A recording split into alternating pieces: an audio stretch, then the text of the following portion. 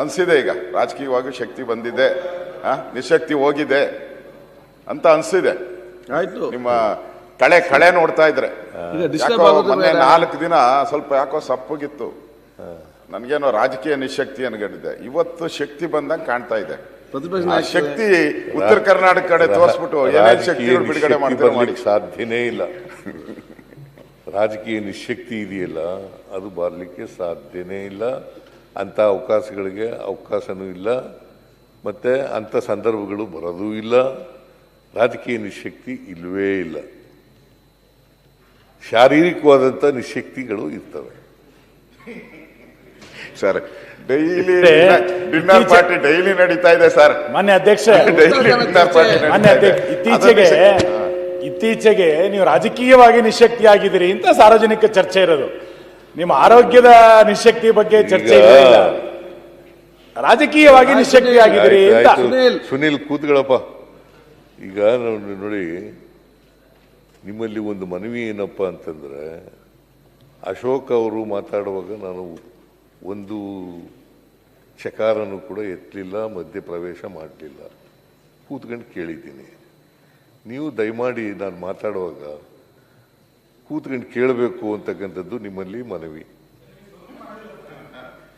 ರಾಜಕೀಯ ನಿಶಕ್ತಿ ಅದೆಲ್ಲ ಉತ್ತರ ಕೊಡ್ತೀನಿ ನಾನು. ರಾಜಕೀಯ ನಿಶಕ್ತಿ ಯಾವಾಗಲೂ ಇಲ್ಲ. ಮತ್ತೆ ರಾಜಕೀಯನ ಅಷ್ಟೊಂದು ತಲೆ ಕೆಡಿಸ್ಕೊಂಡು ಮಾಡಬೇಕಾದಂಥ ಅಗತ್ಯ ಇಲ್ಲ. ಅಧಿಕಾರ ಜನ ಕೊಡೋದು. ಜನರ ಆಶೀರ್ವಾದ ಮಾಡಿದ್ರೆ ಮಾತ್ರ ನಾವು ಈ ಕಡೆ ಕೂತ್ಕೊಳ್ಳಲಿಕ್ಕೆ ಸಾಧ್ಯ ಆಗ್ತದೆ. ಜನ ಆಶೀರ್ವಾದ ಮಾಡಿದ್ರೆ ಆ ಕಡೆ ಕೂತ್ಕೋಬೇಕಾಗುತ್ತೆ. ಅಂತಿಮವಾಗಿ ಪ್ರಜಾಪ್ರಭುತ್ವದ ವ್ಯವಸ್ಥೆಯಲ್ಲಿ ಜನರೇ ಮಾಲೀಕರಲ್ವಾ, ಅವರೇ ಪ್ರಭುಗಳು. ಅವ್ರು ಏನು ಹೇಳ್ತಾರೆ ಹಂಗೆ ಮಾಡಬೇಕು. ನಾವು ಐಡಿಯಾಲಜಿ ಏನೇ ಹೇಳಿದ್ರು ಕೂಡ, ಕಾರ್ಯಕ್ರಮಗಳನ್ನು ಏನೇ ಹೇಳಿದ್ರು ಕೂಡ ಜನಗಳ ಮುಂದೆ ಅಂತಿಮವಾಗಿ ತೀರ್ಪಡೋರು ಯಾರು?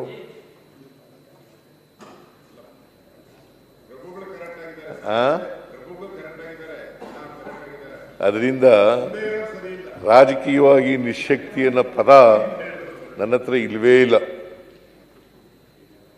ರಾಜಕೀಯವಾಗಿ ನಿಶಕ್ತಿ ಯಾವಾಗಲೂ ಕೂಡ ಇಲ್ಲ, ಮುಂದೇನೂ ಕೂಡ ಇರೋದಿಲ್ಲ, ಹಿಂದೇನೂ ಕೂಡ ಇಲ್ಲ, ಈಗಲೂ ಕೂಡ ಇಲ್ಲ.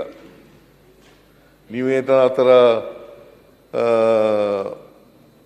ತಿಳ್ಕೊಂಡಿದ್ರೆ ಅದು ತಪ್ಪು ಮಾಹಿತಿ. ಯತ್ನಲ್ಲವ್ರೆ, ಮುಖ್ಯಮಂತ್ರಿಗಳು 5 ವರ್ಷ ಪೂರ್ತಿ ಚರ್ಚೆ ಉತ್ತರ ಬೇಡವಾ? ಮುಖ್ಯಮಂತ್ರಿಗಳು 5 ವರ್ಷ ಪೂರ್ಣ ಮಾಡ್ತಾರೋ ಅಥವಾ ಇವತ್ತು ಎಲ್ಲರಿಗೂ ಅಭಿನಂದನೆ ಧನ್ಯವಾದ ಹೇಳೋದು ನೋಡಿದ್ರೆ ವಿದಾಯ ಮಾಡ್ತಾರೋ ಅನ್ನೋಂಥ ಸಂಶಯ ಇವತ್ತು ಬರ್ತಾ ಇದೆ. ಯತ್ನಲ್ಲವ್ರೆ, ಉತ್ತರ ಕರ್ನಾಟಕ ಉತ್ತರ ಈಗ ಅವ್ರಿಗೆ ಸಂಶಯಗಳು ಏನೇನೋ ಇದ್ದಾವೆ ಪಾಪ, ಅದಕ್ಕೆ ತೆಗೆದಾಕ್ಬಿಟ್ರು ನಿಮಗೆ ಪಕ್ಷದಿಂದ ತೆಗೆದಾಕಿತ್ತು. ಅದಕ್ಕೋಸ್ಕರ ನನಗೂ ಹೊರಗೆ ಹಾಕ್ಯಾರ, ನಿಮ್ಮನ್ನೂ ಹೊರಗೆ ಹಾಕ್ಯಾರ. ಸಂಶಯಗಳ ಮೇಲೆ ಅದ್ರ ಬಗ್ಗೆ ಚರ್ಚೆನೆ ಮಾಡಬೇಡ್ರಿ. ಹೊರಗೆ ಹಾಕದವ್ರಿಗೆ ಏನೂ ಅನ್ಯಾಯ ಆಗೋದಿಲ್ಲ. ನೀವು ಹೇಳಿದ್ರಲ್ಲ, ಜೊತೆಗಿದ್ದಾಗ ನಿಮ್ಮನ್ನು ಕುತಂತ್ರದಿಂದ ಹೊರಗೆ ಹಾಕಿದ್ರು. ಇವತ್ತು ಮುಖ್ಯಮಂತ್ರಿ ಆಗಿರಲ್ಲೋ, ಹಂಗೆ ನಡೀತದ. ಅವೆಲ್ಲ ರಾಜಕಾರಣದಾಗ ರಾಜಕಾರಣದಲ್ಲಿ ಅವೆಲ್ಲ ಇರ್ತವೆ, ಆದರೆ ಸಂಶಯ ಇಟ್ಕೋಬೇಡಿ ಅಷ್ಟೇ. ಸಂಶಯ ಇಟ್ಕೋಬೇಡಕ್ಕೆ ಹೋಗಬೇಡಿ. ಇವತ್ತು ಕ್ಲಿಯರ್ ಆಯ್ತು ಅಧ್ಯಕ್ಷರೇ. ಸಿಎಂ ಸಿದ್ದರಾಮಯ್ಯನವರು 5 ವರ್ಷ ಪೂರ್ತಿ ಮುಗಿಸ್ತಾರೆ ಅಂತ ಸಂದೇಶ. ಅದರಿಂದ ಮಾನ್ಯ ಅಧ್ಯಕ್ಷರೇ, ನೀವು ಅವಕಾಶವನ್ನು ಒದಗಿಸ್ಕೊಟ್ಟಿದ್ದೀರಿ ಚರ್ಚೆ ಮಾಡಲಿಕ್ಕೆ. ಸುಮಾರು 39 ಜನ ಸದಸ್ಯರು, 39 ಜನ ಸದಸ್ಯರು ಉತ್ತರ ಕರ್ನಾಟಕದ ಬಗ್ಗೆ, ಸಮಸ್ಯೆಗಳ ಬಗ್ಗೆ, ಅಭಿವೃದ್ಧಿ ಬಗ್ಗೆ ಮಾತನಾಡಿದ್ದಾರೆ. ಮತ್ತು ನೀವು ಅಂತ ಅವಕಾಶ ಕೊಟ್ಟಿದ್ದೀರಿ. ಅದಕ್ಕೋಸ್ಕರ ನಿಮಗೆ ಧನ್ಯವಾದಗಳನ್ನು ಹೇಳಲಿಕ್ಕೆ ಬಯಸ್ತಾ ಇದ್ದೇನೆ. ವಿರೋಧ ಪಕ್ಷದವ್ರಿಗೂ ಕೂಡ ಧನ್ಯವಾದಗಳನ್ನು ಹೇಳಲಿಕ್ಕೆ ಬಯಸ್ತಾ ಇದ್ದೇನೆ. ಉತ್ತರ ಕರ್ನಾಟಕ ಹಿಂದುಳಿದಿದೆ ಅನ್ನೋ ಕಾರಣಕ್ಕೋಸ್ಕರನೇ ಹಿಂದೆ ಚರ್ಚೆಯಾಗಿ ಎಸ್.ಎಂ. ಕೃಷ್ಣ ಅವರು ಮುಖ್ಯಮಂತ್ರಿ ಆಗಿರುವಾಗ 2001 ಅಂತ ಅನಿಸುತ್ತೆ, 2001ರಲ್ಲಿ ನಂಜುಂಡಪ್ಪನವರ ವರದಿ ಮಾಡಲಿಕ್ಕೆ, ನಂಜುಂಡಪ್ಪನವರ ಈ ಅಸಮಾನತೆಯನ್ನು ನಿವಾರಣೆ ಮಾಡಲಿಕ್ಕೆ, ಪ್ರಾದೇಶಿಕ ಅಸಮಾನತೆಯ ನಿವಾರಣೆ ಮಾಡಲಿಕ್ಕೆ ಒಂದು ಸಮಿತಿಯನ್ನು ರಚನೆ ಮಾಡಿದರು. 2001 ಅವರು ಅಧ್ಯಯನ ಮಾಡಿ ಇಡೀ ರಾಜ್ಯದಲ್ಲಿರ್ತಕ್ಕಂಥ ಎಲ್ಲ ಜಿಲ್ಲೆಗಳಿಗೂ ಕೂಡ ಪ್ರವಾಸ ಮಾಡಿ ಯಾವ ಜಿಲ್ಲೆ ಹಿಂದುಳಿದಿದೆ, ಯಾವ ತಾಲೂಕು ಹಿಂದುಳಿದಿದೆ, ಇದನ್ನೆಲ್ಲ ಅಧ್ಯಯನ ಮಾಡಿ 2002ರಲ್ಲಿ ವರದಿಯನ್ನು ಕೊಡ್ತಾರೆ. ಅವರು ಬಹಳ ಮುಖ್ಯವಾಗಿ ಆ ವರದಿನಲ್ಲಿ ಹೇಳಿರ್ತಕ್ಕಂಥದ್ದು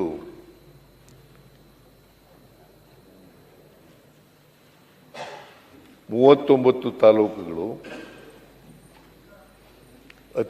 ಅತ್ಯಂತ ಹಿಂದುಳಿದವು.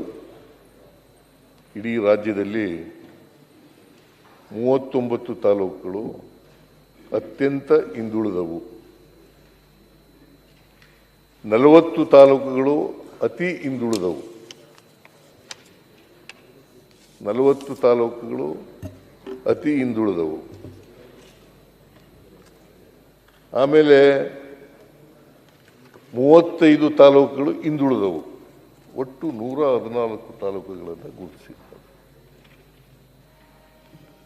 114 ತಾಲೂಕುಗಳು, 39 ಅತ್ಯಂತ ಹಿಂದುಳಿದವು, 40 ತಾಲೂಕುಗಳು ಅತಿ ಹಿಂದುಳಿದವು ಮತ್ತು 35 ತಾಲೂಕುಗಳು ಹಿಂದುಳಿದವು. ಇನ್ನೊಂದು ಶಿಫಾರಸು ಬಹಳ ಮುಖ್ಯವಾಗಿ ಮಾಡಿದ್ದದ್ದು ಅವರು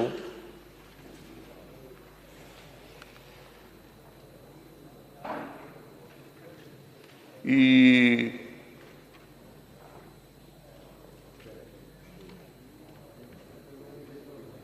ಬಹಳ ಮುಖ್ಯವಾಗಿ ಮಾಡಿರ್ತಕ್ಕಂಥದ್ದು 8 ವರ್ಷಗಳಲ್ಲಿ 31,000 ಕೋಟಿ ರೂಪಾಯಿಗಳನ್ನು ರಾಜ್ಯ ಸರ್ಕಾರ ಖರ್ಚು ಮಾಡಬೇಕು. ಈ ತಾಲೂಕುಗಳು ಮುಂದೆ ಬರಬೇಕಾದ್ರೆ, ಈ ಅಸಮಾನತೆ ನಿವಾರಣೆ ಆಗಬೇಕಾದ್ರೆ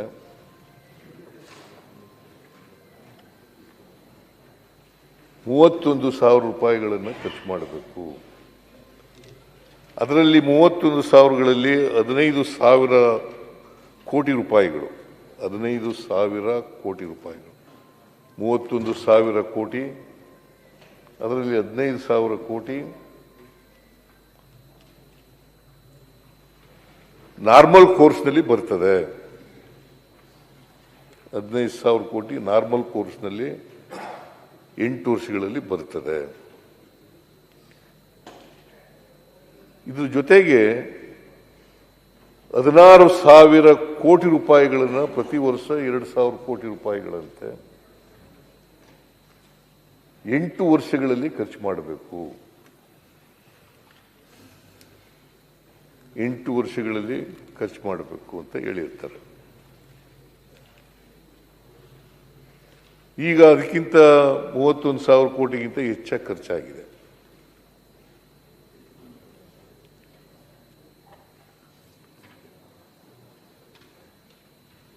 ಪ್ರತಿ ವರ್ಷ 2,000 ಕೋಟಿಗಿಂತಲೂ ಕೂಡ ಹೆಚ್ಚು ಖರ್ಚಾಗಿದೆ. ನಾವು ಬಂದ ಮೇಲೆ 3,000 ಕೋಟಿ ಖರ್ಚು ಮಾಡ್ತಾ ಇದ್ದೀವಿ.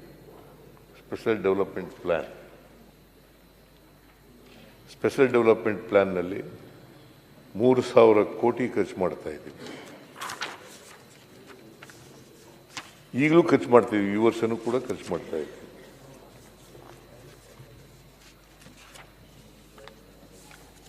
ಅವರ ಅವಧಿ 31,000 ಖರ್ಚು ಮಾಡಿದ ಮೇಲೆ ಇಡೀ ರಾಜ್ಯದಲ್ಲಿ ಅಸಮತೋಲನ ಎಷ್ಟು ಮಟ್ಟಿಗೆ ನಿವಾರಣೆ ಆಗಿದೆ ಅಥವಾ ನಿವಾರಣೆ ಆಗದೇ ಇದೆ,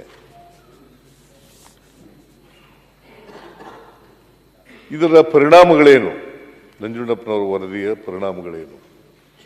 ನಾವು 31,000 ಕೋಟಿ ಖರ್ಚು ಮಾಡಿದ್ರು ಕೂಡ ಇನ್ನೂ ಕೂಡ ಉತ್ತರ ಕರ್ನಾಟಕ ಹಿಂದುಳಿದಿದೆ ಅಂತಕ್ಕಂಥ ಮಾಹಿತಿಯನ್ನು ನಾವು ಪಡ್ಕೊಳ್ತೀವಿ. ಈ 39 ತಾಲೂಕುಗಳು ಅತ್ಯಂತ ಹಿಂದುಳಿದ ತಾಲೂಕುಗಳಿದ್ವಲ್ಲ, ಆ ತಾಲೂಕುಗಳಲ್ಲಿ 27 ತಾಲೂಕುಗಳು ಉತ್ತರ ಕರ್ನಾಟಕದಲ್ಲೇ ಬರ್ತವೆ. 39ರಲ್ಲಿ 27 ತಾಲೂಕುಗಳು ಉತ್ತರ ಕರ್ನಾಟಕದಲ್ಲಿ ಬರ್ತವೆ. ಹೆಚ್ಚಾಗಿ ಕಲ್ಯಾಣ ಕರ್ನಾಟಕದಲ್ಲಿ ಬರ್ತವೆ. ಹೆಚ್ಚಾಗಿ ಕಲ್ಯಾಣ ಕರ್ನಾಟಕದಲ್ಲಿ ಬರ್ತವೆ. ಅದಕ್ಕೋಸ್ಕರ ನಾವು 31,000 ಕೋಟಿ ಖರ್ಚು ಮಾಡಿದ್ರು ಕೂಡ ಈ ಪ್ರಾದೇಶಿಕ ಅಸಮತೋಲನ ಇನ್ನೂ ನಿವಾರಣೆ ಆಗಿಲ್ಲ ಅಂತಕ್ಕಂಥ ಚಿತ್ರ ನಮಗೆ ಕೂಡ ಇರ್ತದೆ. ಮತ್ತು ವಿರೋಧ ಪಕ್ಷದವರು ಕೂಡ ಇದ್ರ ಬಗ್ಗೆ ಪ್ರಸ್ತಾಪ ಮಾಡಿದ್ದಾರೆ.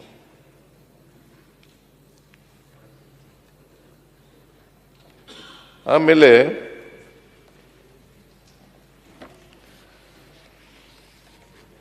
ಮಾನ್ಯ ವಿರೋಧ ಪಕ್ಷದ ನಾಯಕರು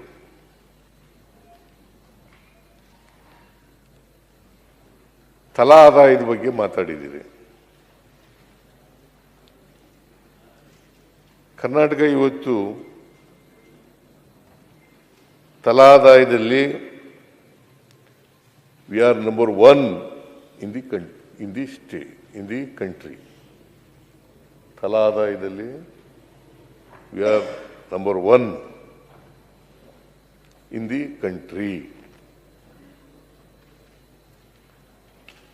ಯಾಕಂತಂದ್ರೆ ಪದೇ ಪದೇ ವಿರೋಧ ಪಕ್ಷದವರು ಮಾತಾಡ್ತಾರೆ. ಗ್ಯಾರಂಟಿ ಯೋಜನೆಗಳ ಬಗ್ಗೆ ಮಾತಾಡ್ತೀರಿ. ಗ್ಯಾರಂಟಿ ಯೋಜನೆಗಳು ಇಂದ ಸುಧಾರಣೆ ಆಗಿಲ್ಲ, ಆರ್ಥಿಕ ಸಾಮಾಜಿಕ ಸುಧಾರಣೆ ಆಗಿಲ್ಲ, ಅಸಮಾನತೆ ಹೋಗಿಲ್ಲ, ಇನ್ನೂ ಅಸಮಾನತೆ ಇದೆ ಅಂತಕ್ಕಂಥ ಮಾತುಗಳನ್ನು ಬಹುಶಃ ಗ್ಯಾರಂಟಿ ಯೋಜನೆಗಳನ್ನು ಘೋಷಣೆ ಮಾಡಿದಂದಿನಿಂದ ಇವತ್ತಿನವರೆಗೂ ಹೇಳುತ್ತಲೇ ಇದ್ದಾರೆ,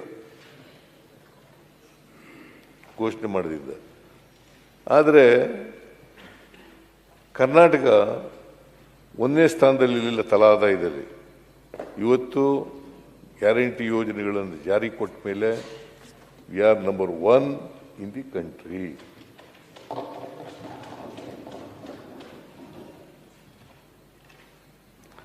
ಆಮೇಲೆ ಈ ಅನೇಕ ತಜ್ಞರು ಕೂಡ ಹೇಳಿದ್ದಾರೆ, ಪತ್ರಿಕೆಗಳು ಕೂಡ ಹೇಳಿದ್ದಾವೆ. ನಾನು ಅವನ್ನೆಲ್ಲ ಮತ್ತೆ ಪ್ರಸ್ತಾಪ ಮಾಡಕ್ಕೆ ಹೋಗಲ್ಲ. ಗ್ಯಾರಂಟಿ ಯೋಜನೆಗಳಿಂದ ಏನು ಅನುಕೂಲ ಆಗಿದೆ ಅಂತಕ್ಕಂಥ ಮಾತುಗಳನ್ನು ಹೇಳಿದ್ದಾರೆ. ಆಮೇಲೆ ನಿಮಗೆ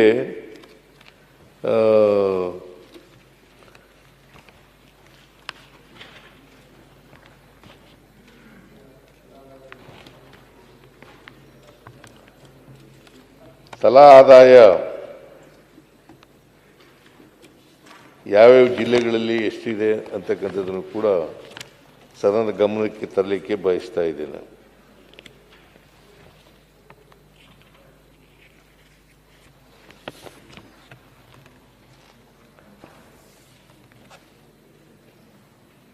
ಇದರಿಂದ ಅಸಮಾನತೆ ಹೆಂಗಿದೆ ಅಂತಕ್ಕಂಥದ್ದು ಸ್ವಲ್ಪ ಮಟ್ಟಿಗೆ ಗೊತ್ತಾಗಲಿಕ್ಕೆ ಸಾಧ್ಯ ಆಗ್ತದೆ. ಯಾಕಂದರೆ ಯಾವ್ಯಾವ ಜಿಲ್ಲೆನಲ್ಲಿ ತಲಾ ಆದಾಯ ಎಷ್ಟಿದೆ ಅಂತಕ್ಕಂಥದ್ದು ಗೊತ್ತಾದರೆ ಯಾವ ಜಿಲ್ಲೆ ಹಿಂದುಳಿದಿದೆ ಅಂತಕ್ಕಂಥದ್ದು ಗೊತ್ತಾಗ್ತದೆ. ಬೆಂಗಳೂರು ಅರ್ಬನ್ 7,47,799 ರೂಪಾಯಿ ತಲಾ ಆದಾಯ ಬೆಂಗಳೂರು ಅರ್ಬನ್ನಲ್ಲಿ. ದಕ್ಷಿಣ ಕನ್ನಡ 5,59,380 ರೂಪಾಯಿ. ಉಡುಪಿ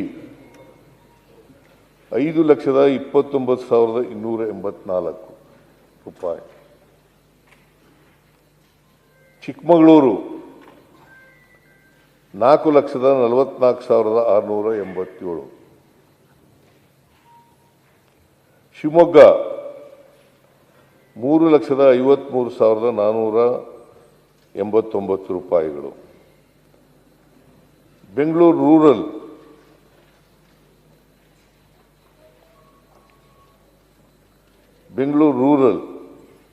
3,55,619.